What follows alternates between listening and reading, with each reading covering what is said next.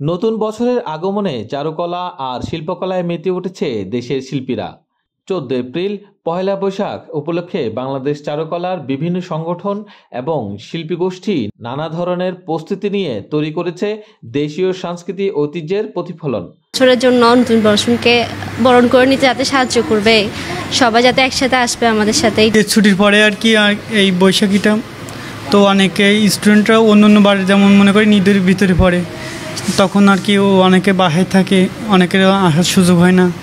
এখন ছুটিও শেষ, এখন এরকম একটা সময় আসছে তো ছুটিও শেষ আর বৈশাখীটাও আর কি শুরু হবে, তখন অনেকেই আসবে আর কি।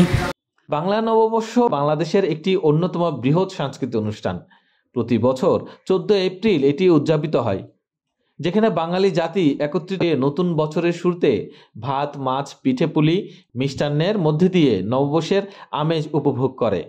বিশ্ববিদ্যালয়গুলোর চারুকলা বিভাগগুলো সহ দেশের বিভিন্ন শিল্পকেন্দ্রে এবারও বিশেষভাবে নববর্ষের জন্য নানান রকম শিল্পকর্ম প্রদর্শনীর আয়োজন চলছে।